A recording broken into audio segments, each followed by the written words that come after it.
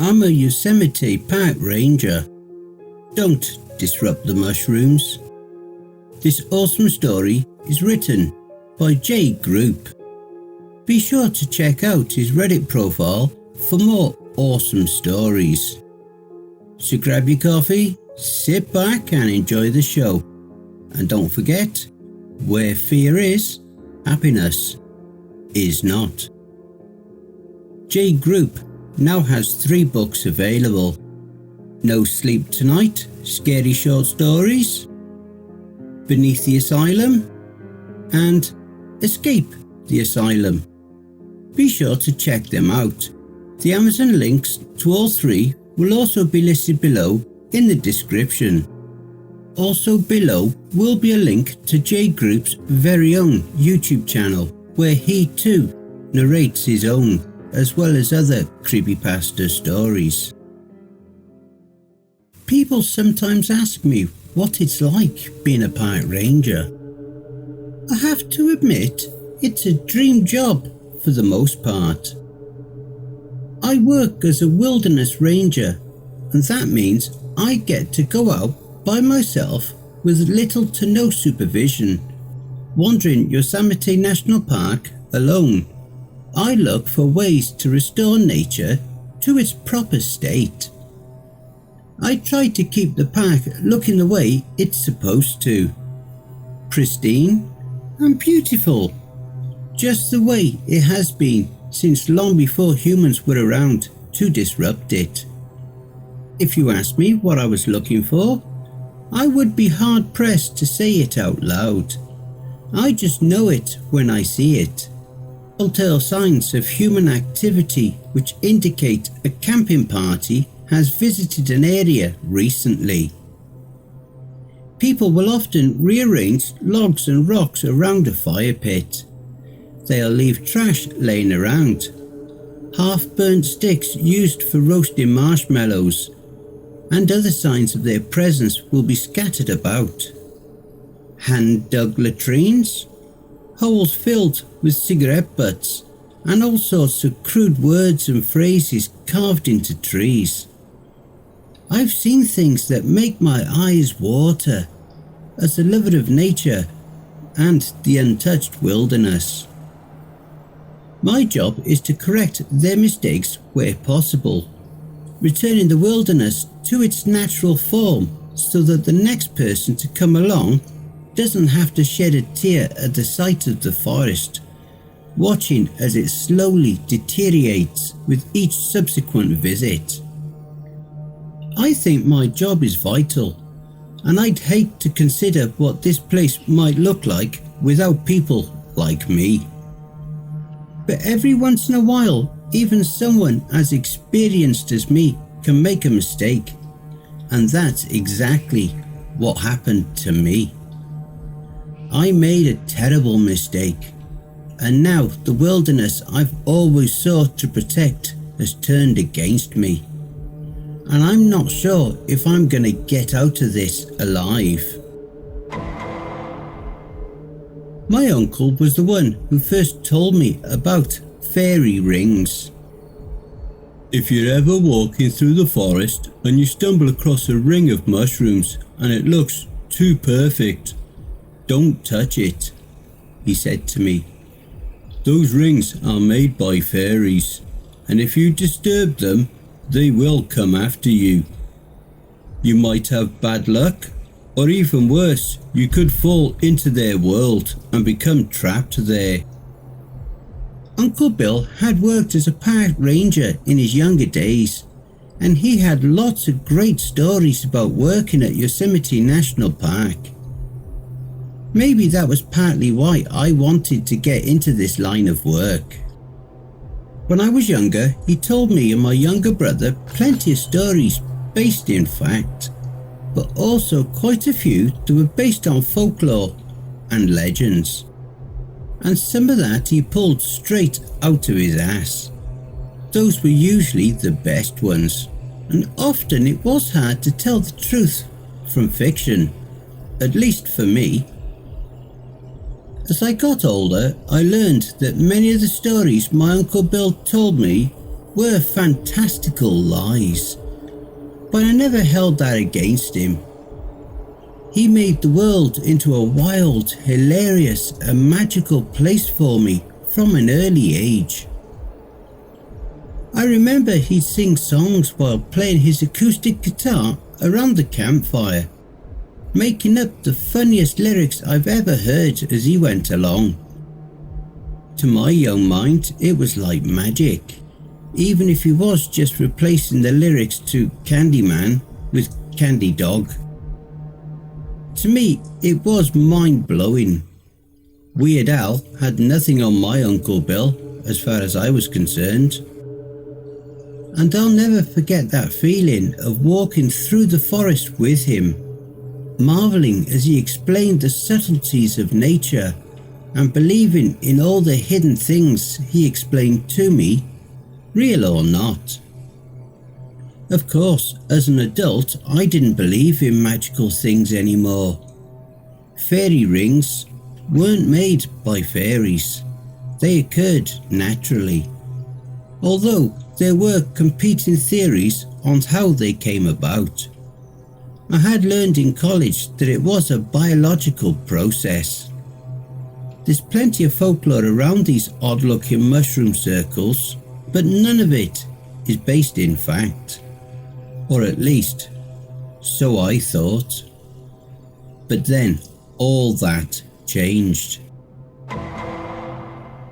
Recently, I came across a ring of mushrooms in the forest, looking far too perfect and organised. In the back of my mind, I recalled the advice from my Uncle Bill, but I no longer took it seriously. I reminded myself that he'd always loved to tell me tales of magical, fantastical things. That didn't mean they were true though. Once, when I was a small child, we were out canoeing, and as I was getting tired, and he had told me that if we just kept going on this particular lake, there was a Kentucky Fried Chicken just up ahead. I had pretended not to believe him, but a little piece of 8-year-old me had been genuinely curious if we would find the Colonel and his secret blend of herbs and spices, located on a floating restaurant dock on the lake, just around the next bend. Even though I didn't believe this ring of mushrooms was made by fairies, I didn't want to disturb it. It looked beautiful and surreal, all the way out here in the middle of the forest, and I just stood and admired it for several long moments. A sound came from behind me, startling me, and I spun around to see a deer in the woods, just a little ways away. For some reason, I decided to take a picture of it and set my backpack down to take out my phone. I was looking down as I unzipped the bag, and when I looked back up again, I was shocked to see the deer was just a few feet away now, standing right in front of me. I backed up instinctively and felt the large mushrooms being crushed underfoot as I did so. The deer reared up on its hind legs for a second and turned around, disappearing into the trees again. My heart beating too fast, I looked down at the ring of mushrooms, now destroyed. What had once been a complete circle was now a lazy arc with a mashed up pile of brown mush at one end. Shit, I said out loud, looking down at the gunk on my boot heel. I scraped the mush off my shoe on a nearby rock, suddenly feeling nervous for reasons I couldn't understand. Why did I feel like I had broken some law, or like I had just grievously injured an innocent person? I hated disturbing nature in any way, hence my chosen profession. So I just chalked it up to feeling guilty over trampling the beautiful ring of mushrooms. Looking around the forest, I tried to ignore the feeling that now there were eyes watching me. Was Mother Nature silently judging me from all around? Or was that just my imagination? "Sorry, fairies," I muttered, picking up my backpack and moving on from the circle of mushrooms that was now a horseshoe of mushrooms and a brown splatter on one end. As I started moving again, I looked up to see a storm was rolling in. There wasn't one predicted, but the weather around this area could be random at times, and it wasn't the first time the meteorologists had been wrong. I figured I should start heading back towards the ranger station, so I turned around to go back the way I had come. There was no trail in this part of the forest. It was all navigated by landmarks and compass. I knew I had to head north and travel back up the slope, and eventually I would find my way to the top of a ridge. From there I would make my way back down towards a hiking trail. The cliffs far off to the east would serve as a constant marker after that, once I was within sight of them. I knew the park so well I could picture it all in my mind's eye. Plenty of thick forest was in my way between here and there, but it was easy enough to navigate if you knew how to keep a steady line. I started walking, picking up the pace, when I heard a rumble of thunder heading my way. The storm was moving in very quickly, and a cold breeze rushed through my hair and chilled the back of my neck as if to confirm this. After 15 minutes of walking steadily uphill, the wind was picking up even further, causing branches to come crashing down from trees. The towering wooden columns stood swaying violently all around me, making me feel very nervous that something could fall on me from above. Weirdly, the ground began to slope downwards. This didn't seem right. So I paused for a second to check my compass, but it was missing from its usual spot where I attached it to my belt. Weird. It had been there only 20 minutes prior. Reaching my other hand down to feel for my radio, I noticed with increasing panic that it was gone as well.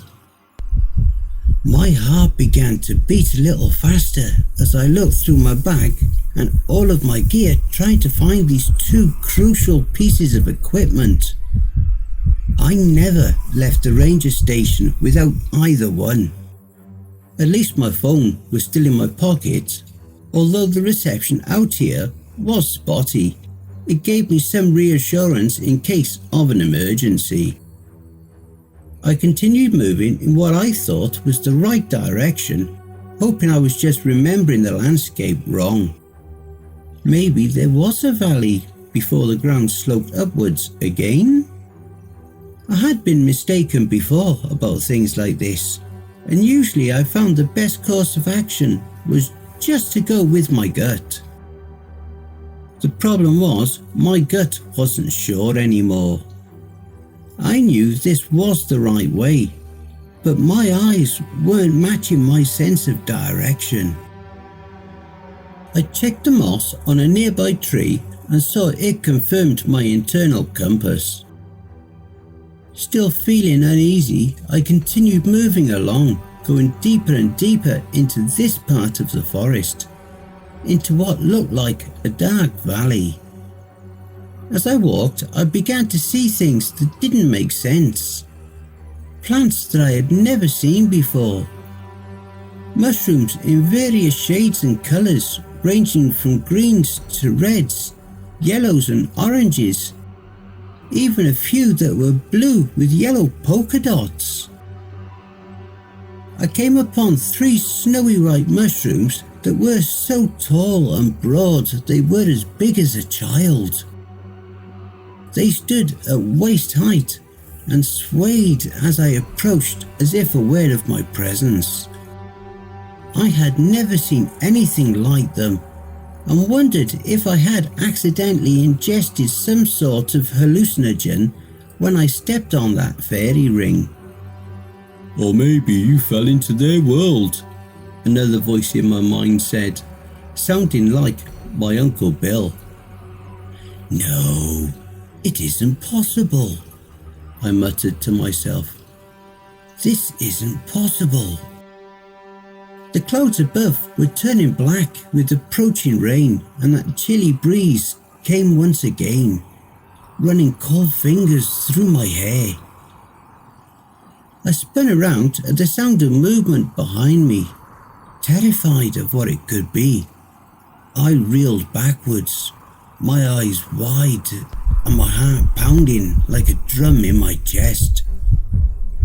There was no one behind me, but something was different. The trees had moved. Several large firs were now blocking my way completely, standing next to each other in a way that did not even remotely resemble the natural way in which trees grew.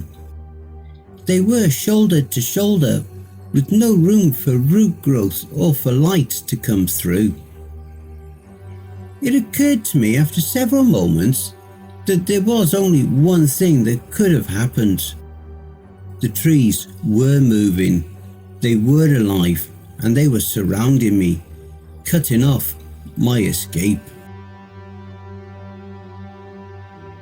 I spun around and ducked away from the huge white swaying mushrooms, and they swiveled, their huge caps turning like heads to watch me go. My legs feeling like jelly, I began to run faster than I'd ever run before, racing through the forest, going deeper and deeper into this dark, uncanny valley. Birds called from the trees above, their songs unfamiliar and strange.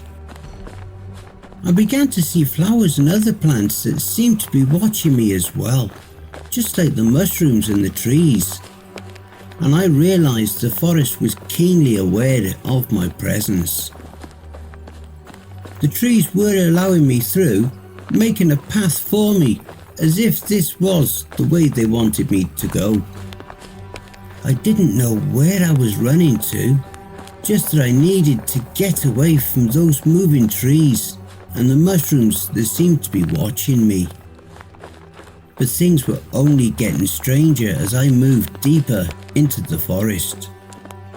Finally, the ground leveled out and the trees parted completely to reveal a river inlet. Towering cliffs stood on either side of the water, going straight up more than 100 feet on both sides. There was a hollow half log of driftwood floating on the water, looking to me very much like a raft. I turned around to see the trees had closed in, blocking my exit. There was only one way to go, forward. Up above, the skies were swirling and black, and rain began to pour down, drenching me immediately as I climbed onto the log. I let my legs hang off either side and straddled it as the river began to swell. A few seconds later, I was drifting downstream on the buoyant log. It seemed like this whole area of the forest was one giant hive mind, and it was guiding me somewhere. As I drifted along the stream, the current picked up speed, until it was a quickly rushing river. Rapids and whirlpools tossed me up and down and spun me around, sending the log tilting and tumbling over rocks and waterfalls. My legs scraped against rocks and were cut on their sharp edges, and several times I lost my grip on the slick wood in the rain and nearly went headlong into the rapids.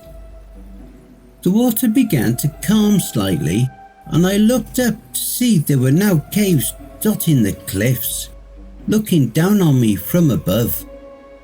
Black holes pockmarked the sheer vertical walls, like doorways into the unenterable homes of creatures that dwelled impossibly there.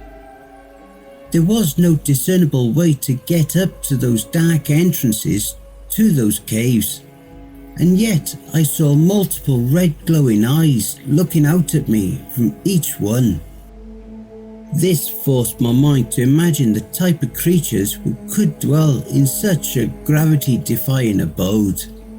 And I imagined humanoid chameleons, giant lizard men who scaled the smooth vertical walls of granite, climbing the stone as if they had suction cups attached to their hands and feet.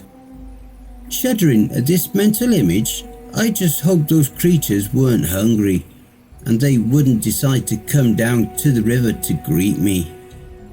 Their glaring eyes watched me as I drifted along, and I was so distracted by them that I didn't even notice the gravel shoreline coming up.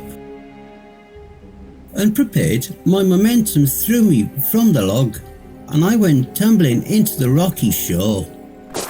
I stood and looked up to see I was just outside a large cave.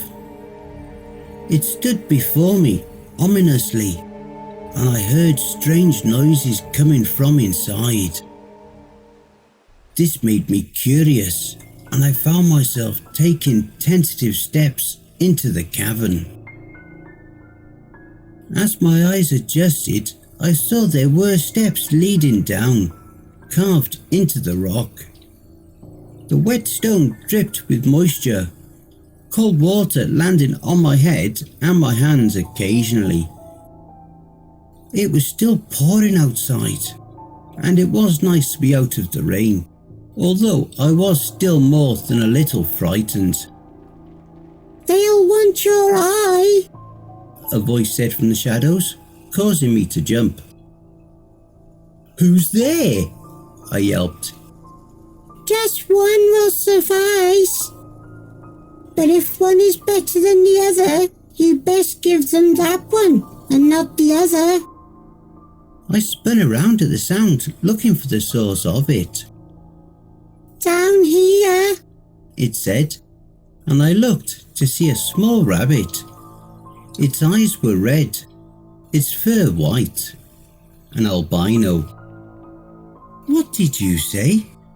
And how are you talking? You are a rabbit," I objected, as if this were the least sensible thing to happen to me all day.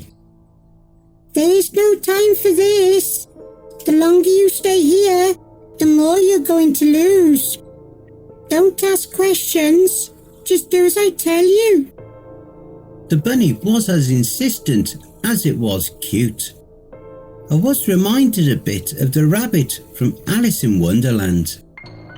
The comparison seemed very apt at this moment. I just hoped this rabbit could lead me out of here. "Okay," I said. "I'll trust you." "Good," the rabbit said. "Listen closely. You've desecrated a sacred place." The fairy ring. I tried to interrupt to say I hadn't meant to, but he shushed me and continued. "It doesn't matter if you meant to or not. Those up ahead are the ones tasked with protecting this place. You must make it up to them, and there's only one way." I thought about his first words to me. "My eyes? They want my eyes?" "No, no, no. Just one eye. You can pick, like I said. Just so long as one isn't noticeably better than the other." I tried to protest again, but he was already hopping away, his little fuzzy white tail the last thing I saw before he disappeared into the shadows. "Great," I said to myself when he was gone. "Just an eye, that's all." I made my way down the stone steps and deeper into the darkness. Fire spouted from torches up ahead, leading me towards a raised platform where figures stood waiting for me. As I got closer, I saw what they were. Giant toads, each one as large as a Volkswagen Beetle.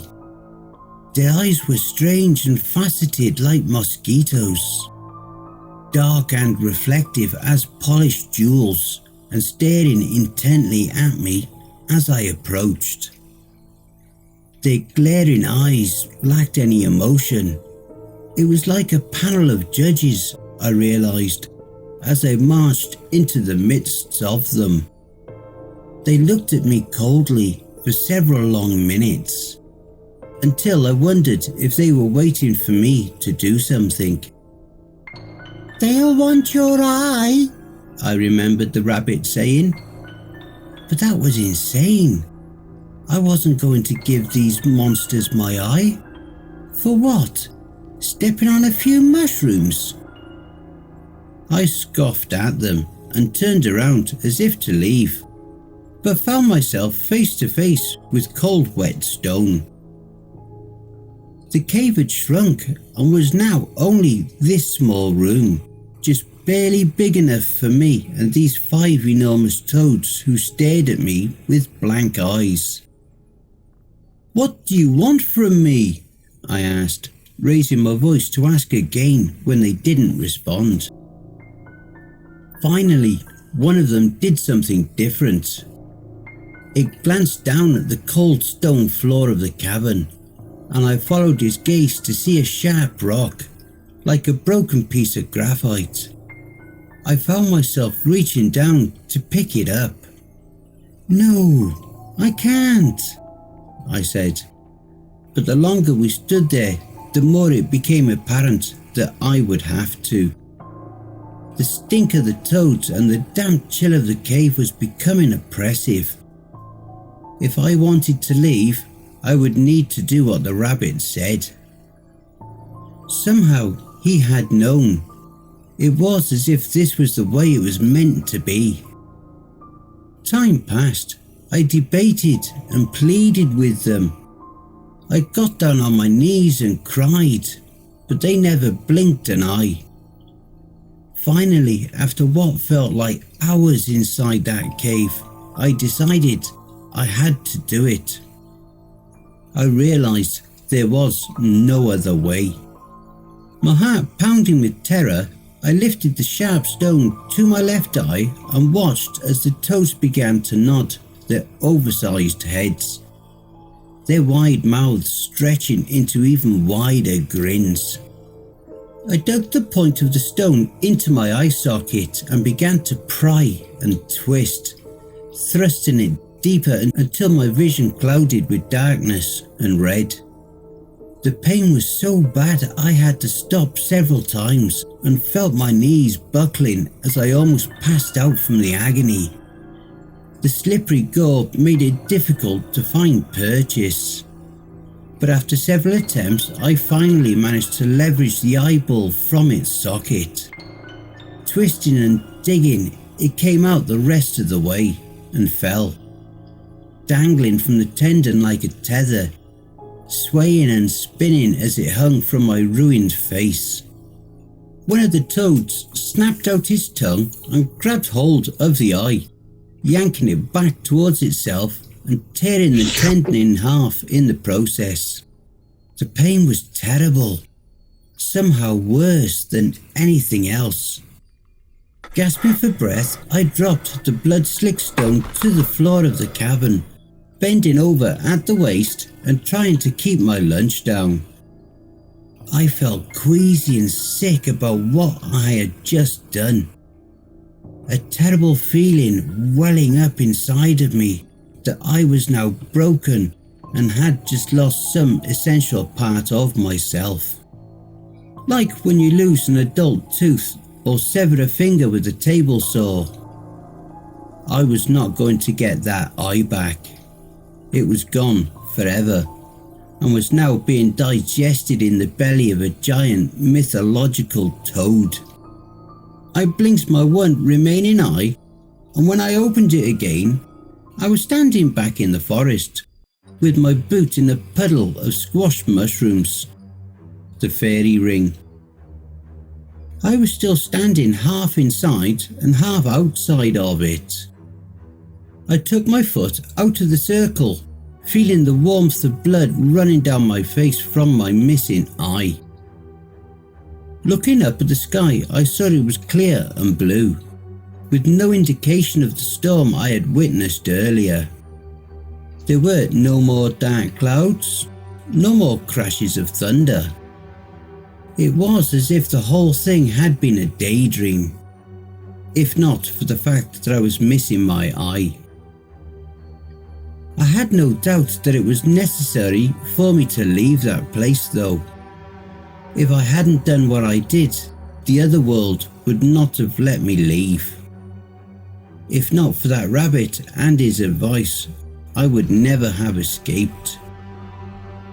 I made my way back to the ranger station. This time the hill sloped upwards, just as expected. At the top, there was a ridge with cliffs in the distance guiding my way back home.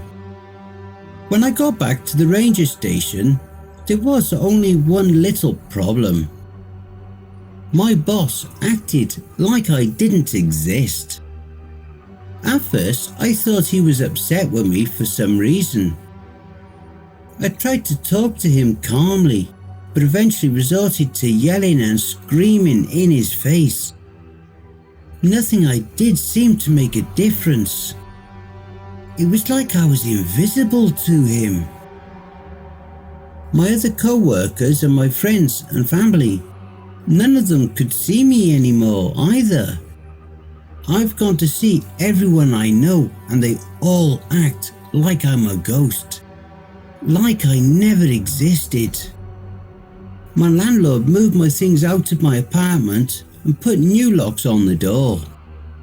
Ever since that trip to the fairy world, or whatever that place was, I'm invisible to everyone. I'm a ghost. I can still use my phone, at least until it gets shut off for non-payment. So I've been doing some research on fairy rings in particular.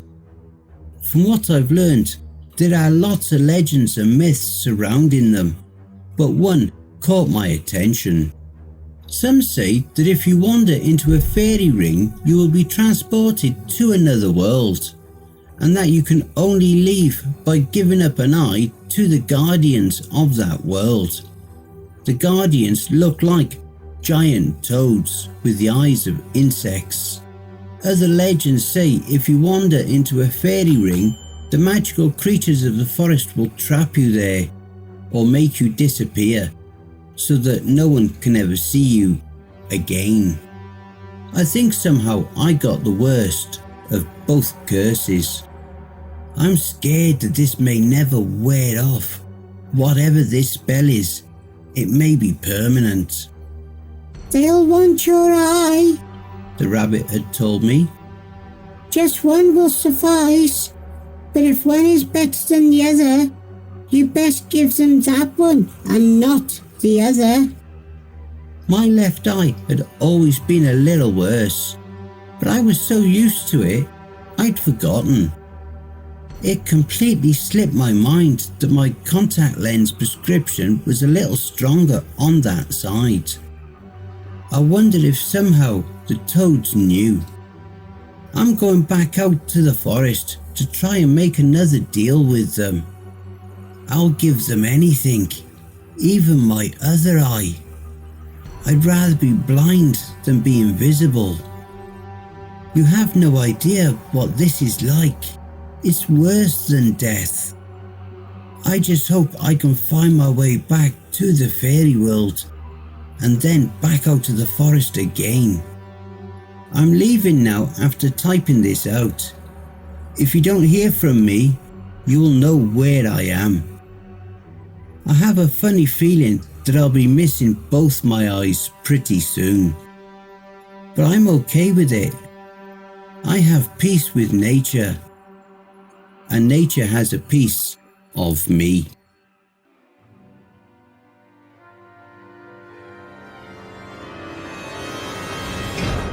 And I hope you enjoy the blooper reel. And I'll never forget that feeling of walking through the...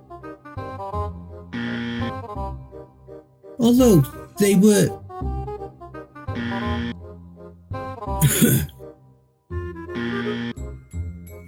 I was looking down as I unzipped the bag, and when I looked back up again, I was shocked to see the deer was just a few feet away.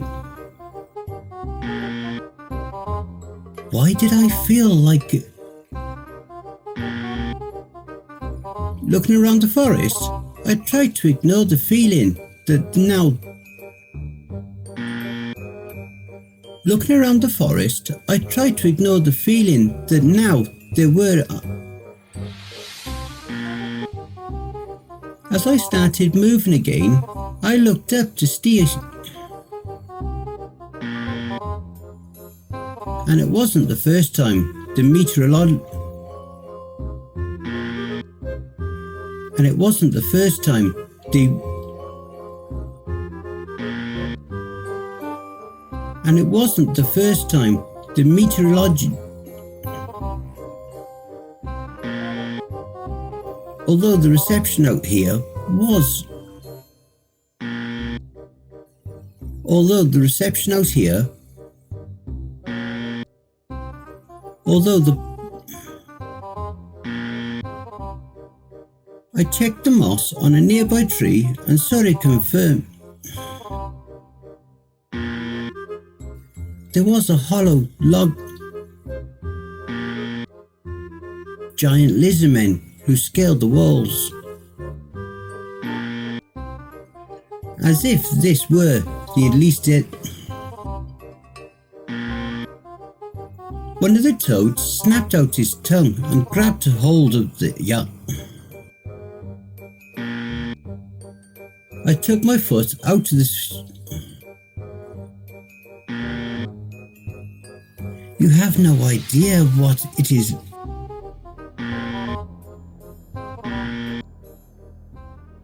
Hey family, please be so kind as to throat punch the like button and smack the arse of the subscription button as well.